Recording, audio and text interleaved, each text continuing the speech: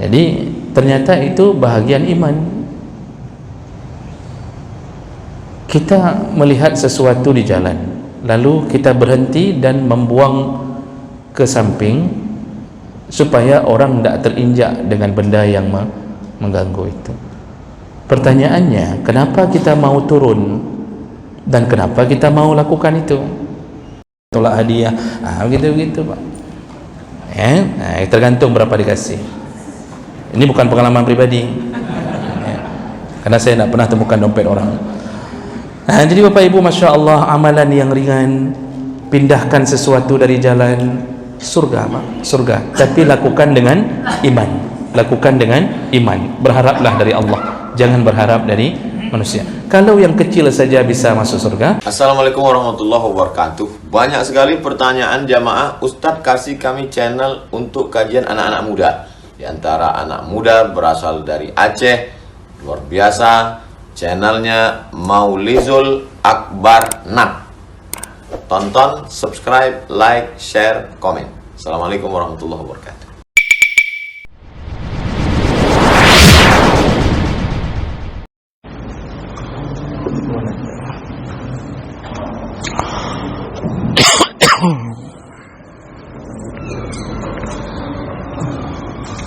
Bismillah. Assalamualaikum warahmatullahi wabarakatuh. Alhamdulillahi rabbil alamin. Hamdan katsiran thayyiban mubarakan fih. Asyhadu an la ilaha illallah wahdahu la syarika lah wa asyhadu anna Muhammadan 'abduhu wa rasuluhul karim. Allahumma salli wa sallim ala nabiyyina wa sayyidina al-Mustafa Muhammadin wa ala alihi wa ashabihi ajma'in, amma ba'd. Rabbi shrah li sadri wa yassir li amri wahlul 'uqdatam min lisani yafqahu qawli.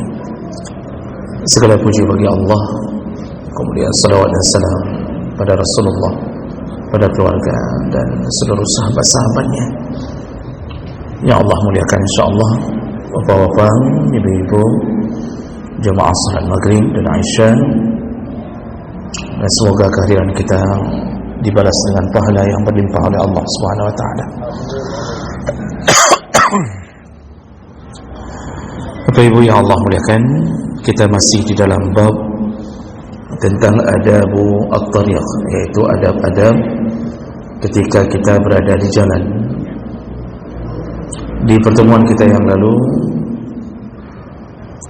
kita sudah membahas bahwa di antara adab kita berada di jalanan yaitu jangan membuang hajat. Jadi jangan buang air kecil dan jangan buang air besar di jalan yang dilalui oleh orang, karena perbuatan itu termasuk yang disebut oleh Nabi orang-orang yang layak mendapatkan laknat. Laknat dari manusia, laknat dari malaikat, dan laknat dari Allah Subhanahu wa ta'ala. Dan itu sebenarnya bukan hanya di jalanan. Meninggalkan hajat di WC umum yang membuat orang lain jijik atau tidak bisa masuk berikutnya, itu juga menjadi sebuah pekerjaan terlaknat. Itu terlaknat. Apalagi kalau sampai membungkus hajat lalu lempar ke rumah tetangga, itu betul-betul terlaknat. Hanya gara-gara berbeda partai. Dah bungkuh dah rumah tetangga kita, haram.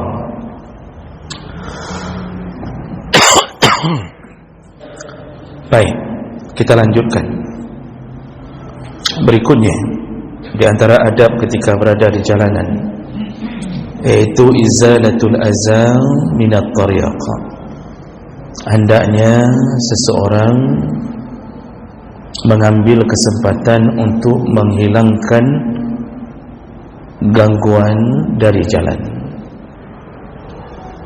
Di antara yang sudah kita bahas di belakang, jangan mengganggu jalan. Jangan buang sesuatu di jalan, jangan buang sampah di jalan, bahkan jangan membuat parkir yang mengganggu jalanan. Ya, itu yang sudah kita bahas. Nah, kali ini kita yang sedang berada di jalan, ketika melihat ada gangguan berbentuk sesuatu yang membuat kaum muslimin terganggu perjalanannya, maka ambillah kesempatan untuk mendapatkan jaminan surga dengan menyingkirkan gangguan itu. Ya, ini salah satu daripada ciri-ciri orang yang beriman. Rasulullah sallallahu alaihi wasallam menyebutkan dalam hadis riwayat Bukhari dari Abu Hurairah radhiyallahu anhu, kata Rasulullah, al-iman bid'un wa sab'una syu'bah atau bid'un wa sittuna syu'bah. Kata Rasulullah, iman itu ada hampir mencapai 70 cabang atau hampir mencapai 60 cabang. Jadi Rasulullah tidak memberikan angka yang pasti, tapi iman itu di antara 60 sampai 70 cabang. Yang dimaksud oleh Nabi, kalau orang melakukan amalan di antara jumlah cabang-cabang iman ini, maka dia telah masuk golongan orang yang beriman. Ya. Lalu Rasulullah mengatakan, wa afdaluha qawlu la ilaha illallah. Dan setinggi-tingginya iman nomor 1 yang paling tinggi kedudukannya adalah kalimah la ilaha illallah. Karena ini berhubungan dengan ketauhidan, akidah. Kalimah la ilaha illallah ini itu di lidah ringan, tapi bisa mengalahkan berbagai dosa. Sederhana Bapak Ibu, orang yang kafir, berpuluh tahun kafir, menghina Allah, melecehkan Allah, tidak percaya, bahkan dia berusaha menzalimi kaum muslimin. Ada yang sudah membunuh kaum muslimin, tapi dengan kalimah la ilaha illallah Muhammadar Rasulullah, semua dosa-dosanya berguguran. Ya, semua dosa-dosanya berguguran. Hanya dengan mempersaksikan bahwa tiada Tuhan selain Allah dan Muhammad adalah Rasulullah. Ya. Makanya ada kisah salah seorang kafir yang masuk Islam di tengah berkecamuknya perang. Saya lupa perang apa dalam hadis itu. Jadi dia terkesan dengan jihadnya kaum muslimin, lalu dia mengikuti, karena orang kampungnya mayoritas muslim pada waktu itu, sudah ikut berjihad, dan dia karena terkesan dia ikut, dia ingin menolong. Tapi sampai di sana dia menyatakan kepada salah satu temannya, sahabatnya yang muslim, bahwa aku ingin masuk Islam. Di situ lalu dia bersyahadat. Setelah bersyahadat, dia langsung terjun ke medan perang, gugur syahid. Rasulullah mengatakannya dia di dalam surga, padahal tidak pernah salat, tidak pernah puasa. Nah, itu kekuatan kalimah la ilaha illallah. Makanya kalimah ini menjadi salah satu kalimah yang menjadi bahagian tanda-tanda husnul khatimah. Man kana akhiru kalamihi la ilaha illallah dakhala al-jannah. Barang siapa di akhir kalamnya la ilaha illallah dakhala al-jannah. Dan tentu tidak mudah mengucapkan kalimah ini di akhir kalam. Tapi jangan salah faham Bapak Ibu, Jangan kira semua yang mengucap la ilaha illallah masuk surga di akhir kalamnya, kalau itu tidak sesuai dengan amalan-amalan la ilaha illallah. Dia ada syarat-syaratnya itu. Ya, contoh saja, perampok ketika sudah tertembak lalu dia mengucap la ilaha illallah, padahal tadi dia baru saja melakukan perampokan, itu dia tidak beramal dengan la ilaha illallah, tidak dapat itu. Ada orang mau bunuh diri, dia gantung, dia taruh tali, lalu ketika dia tendang kursi dia ucapkan la ilaha illallah, masuk surga tidak? Tidak, apa? Karena dia tidak beramal. Orang yang beramal dengan la ilaha illallah tidak mungkin bunuh diri. Ya. Nah, jadi keluar kalimah itu disesuaikan dengan iman. Inilah yang paling tinggi. Kalimah ini mengalahkan dosa-dosa dengan izin Allah. Itu dalam hadis yang panjang ketika kita berada di yaumul hisab. Lalu ada seorang mukmin yang selama di dunia beramal buruk, dosanya sejauh mata memandang. Jadi ketika dibuka catatan amal, sejauh mata memandang dosa, dia buka sana buka sini, dosa semuanya. Mungkin dari balik sudah sabu-sabu, mencuri, merampok, memperkosa, berzina, lengkap ya, sampai mati. Tapi dia mukmin, dia percaya Allah Tuhannya. Nabi yang ceritakan setelah dinampakkan catatan amal, dia putus asa dan dia yakini bahwa dia ahli neraka. Lalu Allah mengatakan, masih ada satu yang tersisa dari amalmu. Lalu dia mengatakan, apa itu ya Allah? Maka Allah suruh malaikat, coba buka amalnya yang tersisa satu. Lalu dibukalah, ternyata yang dikeluarkan adalah bitaqah. Bitaqah itu kartu ya, maka hadis ini nanti disebut dengan hadis bitaqah, hadis tentang kartu. Ternyata di kartu itu tertulis kalimah la ilaha illallah. Lalu dia mengatakan, apa yang bisa ku gunakan dengan kalimah ini, sedangkan dosaku sejauh mata memandang semua dosa. Apa manfaat kalimah ini? Kata dia kepada Allah ketika dia mulai Islam.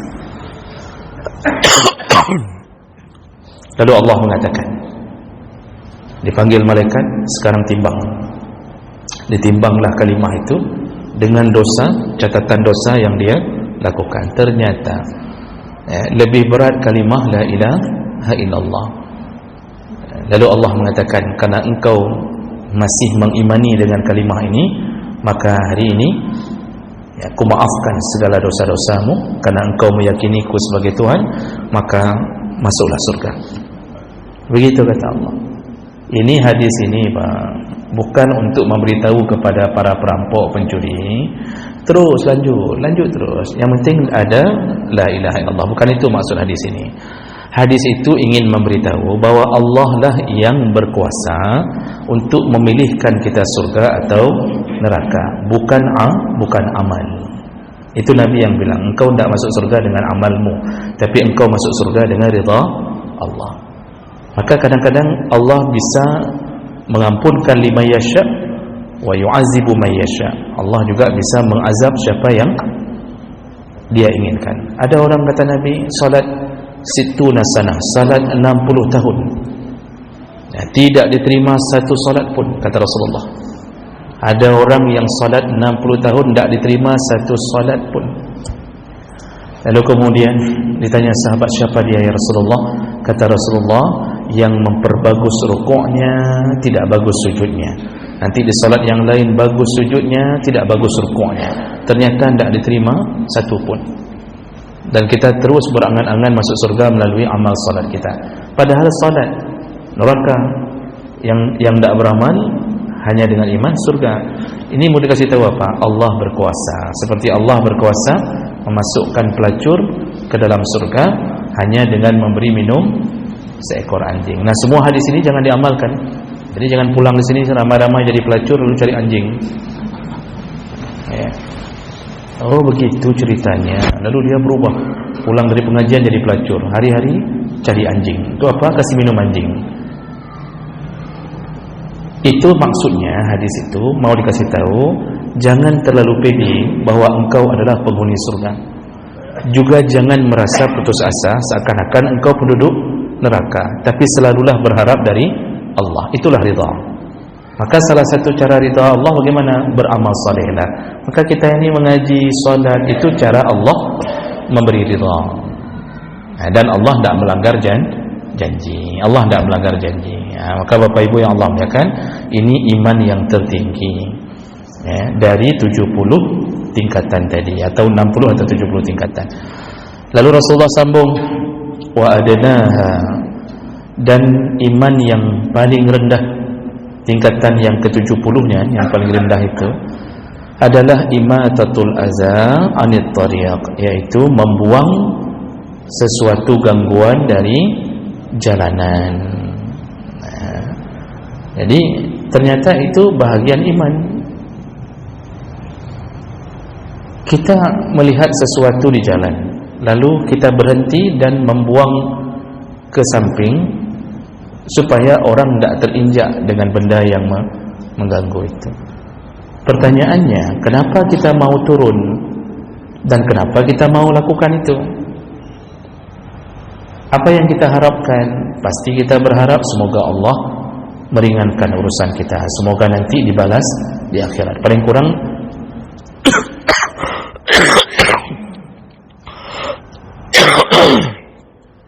paling sederhana kita akan mengatakan ke anak kita, nak, tolong turun, itu apa, ada buah, ada kulit durian jatuh tengah jalan, turun sebentar, buang samping. Nanti si anak bilang, alah mamak repot-repot, buanglah biar kita dapat pahala. Kita berarti ada bahasa masih berharap. Bahasa berharap itu menunjukkan kita percaya. Percaya pada apa? Percaya pada janji Allah. Dengan begitu kita juga percaya bahwa Allah itu ada. Kalau Allah tidak ada, bagaimana dia bisa melaksanakan janjinya? Itulah yang disebut iman. Makanya membuang sesuatu dari jalanan supaya tidak terganggu kaum muslimin ternyata bahagian daripada iman. Ketika Allah menyebutkan ayat ara'aital ladzi yukazzibu biddin, tahukah kalian pendusta hari pembalasan? Ad-din itu hari membalas. Disebut ad-din juga bahasa lainnya terjemahannya agama, karena agama ini itu adalah agama yang konsepnya adalah beramal dan dibalas.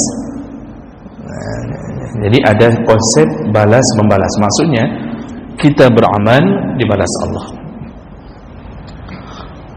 Maka Allah mengatakan, tahukah engkau orang yang mendustakan hari pembalasan? Maksudnya, kamu mau tahu orang yang tidak yakin bahwa Allah akan membalas amalnya?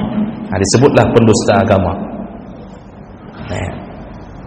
Jadi dia tidak yakin bahwa Allah itu akan menunaikan janji membalas kebaikannya atau membalas keburukannya. Dia tidak yakin, maka disebutlah yukazzibu biddin. Baru Allah kasih tahu siapa dia? Fazalika, yaitu orang-orang yang allazi yad'ul yatim, yang membiarkan anak yatim. Yad'ul itu membiarkan. Membiarkan itu dalam arti kata anak yatim yang ada di sekelilingnya dia biarkan miskin, dia biarkan lapar, dan dia tidak berusaha untuk menolongnya. Apakah dia sendiri yang menolong atau dia mengajak orang untuk menolong? Dia tidak berusaha untuk itu. Termasuk wali-wali, karena hari ini yang paling banyak dosa adalah wali dari anak yatim.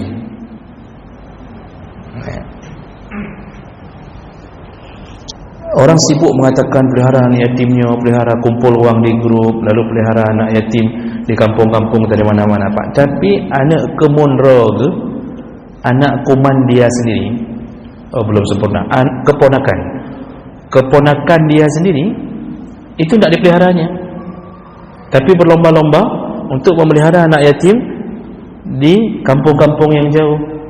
Padahal yang wajib pelihara anak yatim bukan ibunya, tapi wali dari ayahnya, karena disebut yatim kalau meninggal ayah. Wali dari ayahnya. Siapa dia yang orang pertama yang wajib pelihara anak yatim? Kakek. Kalau kakek sudah tidak ada, maka dari garis ayah Pak Wa, abang ayah, kemudian Pak Cik, tulang, paman, amu, jadi itu semua wajib, itu wajib, itu Pak Wa, Pak Cik itu kumpul wang sikit-sikit, kasih makan, kasih sekolah, bayarkan SPP. Sekarang tak ada. Pak Cik sama Pak Wa, itu tak pelihara anak yatim. Dia datang cuma waktu pembagian warisan dari anak yatim itu. Kan berat-berat kah kurang ajar Pak Cik ronya kah? Waktu bagi warisan Pak Wa dengan Pak Cik itu, muncul tu, ini kami ada hak begini. Padahal kalau ada anak lelaki kan ada hak. Tapi begitu dia disuruh pelihara anak yatim ini, dia tak mau pelihara. Kecuali dia sendiri miskin, itu dimaklumi. Dan itu tentu bukanlah sebuah kemarahan Allah.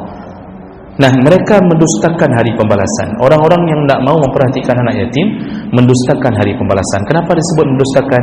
Tidak percaya bahawa setiap tangan kita bersentuhan dengan kepala anak yatim, yang kita sentuh rambutnya dengan belayan kasih sayang, menuai pahala. Dia tidak percaya, maka disebut pendusta. Engkau tidak percaya, aku akan membalasmu. Kalau orang percaya, maka dia akan berbuat sebaik mungkin untuk anak yatim. Nah, itu begitu maksud Allah. Wala yahuddu ala ta'amil miskin, dan juga tidak pernah mengajak, yahuddu mengajak untuk memberi makan orang miskin. Kita kadang-kadang tak sanggup, kita sendiri miskin, tapi ajak. Cara ajaknya bagaimana? Informasikan kepada orang, saya di kampung saya ada berapa orang miskin, boleh tak kita tolong? Kayak manalah caranya? Lapor ke Baitul Mal, lapor ke pemerintah. Ajak. Kalau kita tak mampu, ajak orang. Kalau orang miskin pun tak kita perhatikan, berarti kita juga pendusta hari pembalasan. Kita tak percaya. Kata Rasulullah, engkau ini diterima, engkau ini bisa dapat rezeki yang baik dari Allah karena keberadaan si miskin. Doa-doamu masih diterima Allah karena keberadaan si miskin. Jadi miskin ini di antara kita, Pak, itu yang membuat dunia ini masih seimbang. Kalau tidak ada si miskin, kita ini banyak dimurkai Allah. Kalau tidak ada yang miskin, kita tidak bisa membangun dunia ini dengan baik. Tidak ada yang mau gali septic tank kita. Tidak ada yang mau sapu-sapu di jalanan. Semua kaya. Jadi tidak ada lagi yang mau mengerjakan apapun. Itu kalau dari sisi logika dunia. Maka Bapak Ibu yang Allah muliakan, begitu juga orang yang membuang, orang yang mengambil kotoran dari jalanan, walaupun cuma dia sepaknya ke samping, seperti kita bilang di minggu yang lalu, ada bangkai tikus di tengah jalan, dia lambatkan motornya, lalu dia sempatkan untuk ditendangnya ke samping supaya tidak mengotori jalan, supaya orang tidak tergelincir. Kulit pisang pun dia tendang ke samping, batu di tengah jalan dia tendang ke samping. Dia sempatkan itu. Kenapa? Dia berharap semoga orang tidak jatuh. Kenapa bisa berharap itu? Semoga Allah membalas kita. Itulah iman. Maka disebut serendah-rendahnya iman bukan bermakna itu amalan paling rendah. Itu iman rendah dari yang tertinggi. Artinya itu aja pekerjaan sudah dianggap beriman. Jadi bukan bermakna ini rendahan, enggak. Rendah dari yang tinggi. Kalau bahasa Acehnya best of the best. Yang paling tinggi itu la ilaha illallah. Tapi yang paling rendah dari yang paling tinggi. Rendah di lokal inti, Pak. Makanya semua orang yang melakukan itu dihargai Allah dengan apa? Dengan surga. Makanya Nabi mengatakan, hadis Nabi,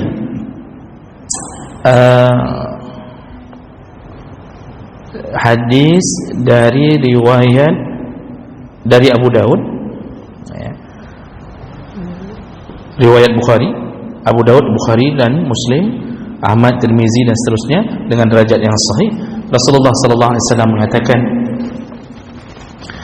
bainama rajulun yamshi bi tariqin, ada seorang laki-laki yang jalan di tengah jalan. Jadi dia sedang berjalan, kemudian wajada ghusna syaukin 'ala at-tariq fa akharahu, lalu dia mendapatkan ada cabang pohon yang berduri jatuh ke tengah jalan.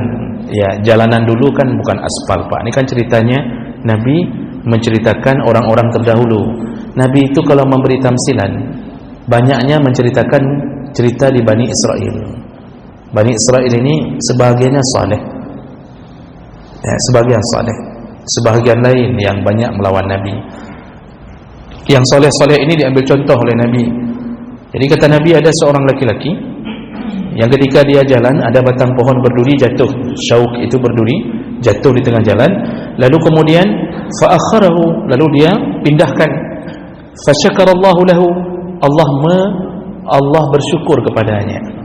Biasakan kita bersyukur ke Allah, tapi dengan membuang batang pohon berduri itu, Allah bersyukur sama laki-laki itu. Maksud bersyukur, berterima kasih. Jadi seakan-akan Allah mengatakan, makasih, terima kasih engkau telah menyelamatkan hambaku yang lain. Karena yang cipta hamba lain Allah. Lalu kemudian apa? Dan hadiah Allah bagi orang ini adalah faghafara lahu, yaitu Allah mengampunkan dosa-dosanya hanya dengan membuang duri di jalan. Ini diantara dosa-dosa kecil. Jadi yang pemakan riba itu tidak bisa diampunkan dengan membuang pohon di jalan. Ini yang sudah ngambil kredit bank konvensional tidak habis-habis, lalu bapak jalan-jalan ditemukan batang pohon, bapak fikirkan, lalu bapak mengatakan alhamdulillah kabeh dosa riba long kabeh, alhamdulillah. Tidak begitu, Pak. Diampunkan semua dosa-dosa. Itu dosa kecilnya. Dosa besar tidak bisa diampunkan kecuali dengan taubah, diiringi dengan taubatan nasuha. Banyak itu orang-orang tidak salat, Pak, berdiri di samping pohon yang jatuh. Ini sedang hujan besar, angin kencang, jatuh batang pohon. Itu yang tolong-tolong itu ambil parang, tak sana, tak sini, kemudian pindah. Itu sebahagiannya tidak salat. Tidak salat itu. Kalau tidak percaya, Bapak tanya. Waktu dia sudah mengatakan lewat Pak, nak tanya, nak sembahyang orang ni. Sama kayak mahasiswa tolong-tolong Palestin ni, Pak. Itu berdiri di lampu merah itu dengan celengan, pakai baju kemeja kuliah segala macam, jaket kuliah itu seakan-akan kan luar biasa, tapi solat tak ada. Tolong Palestin, dia sendiri masuk neraka, kan bangga kan, Pak? Makanya aneh orang hari ini ingin tolong orang, dia sendiri dari pagi berdiri, duhur lewat, asar lewat, itu duduk-duduk itu di simpang lampu merah, tahan, itu tidak solat. Perhatikan, Pak.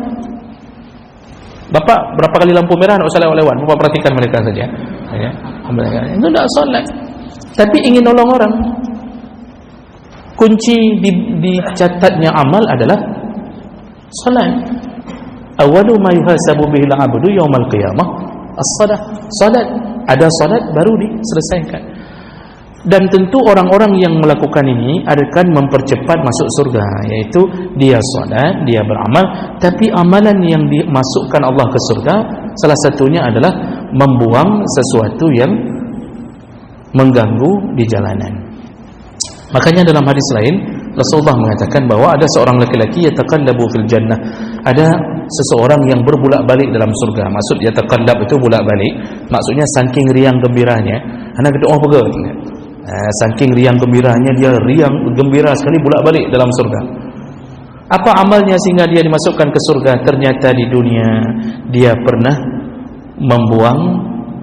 memindahkan batang pohon yang jatuh ke tengah jalan, lalu dia berniat dengan mengatakan, ya Allah, ku pindahkan ini agar kaum muslimin tidak terkena mudaratnya. Dia pindahkan, Pak, dan dia tidak tahan celeng. Dia berharap surga, dia tidak berharap dunia. Karena sebahagian kita yang pindah-pindah, lalu ada kelompok yang tahan celeng.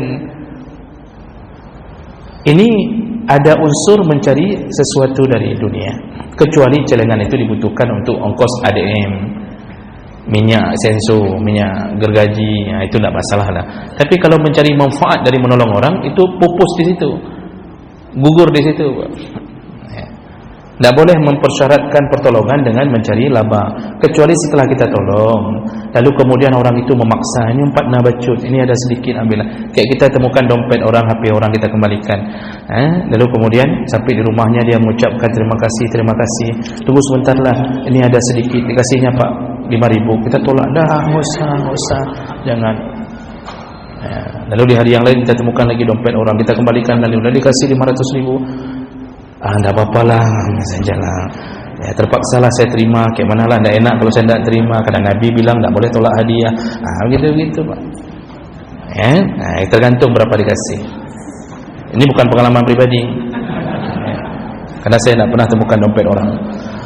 Nah, jadi Bapak Ibu, Masya Allah, amalan yang ringan, pindahkan sesuatu dari jalan surga, Pak, surga, tapi lakukan dengan iman, lakukan dengan iman, berharaplah dari Allah, jangan berharap dari manusia. Kalau yang kecil saja bisa masuk surga, apalagi yang besar. Kalau yang kecil-kecil begitu bisa masuk surga, apalagi sampai waktu banjir, kemudian kita buka parit, kita buat aliran baru, lalu kita keluarkan dana, buat ini, buat itu lebih utama untuk masuk surga. Jadi ini yang perlu kita amalkan dan perhatikan. Kalau di jalan, jangan sampai mengabaikan untuk membuang kotoran-kotoran yang gangguan di jalan.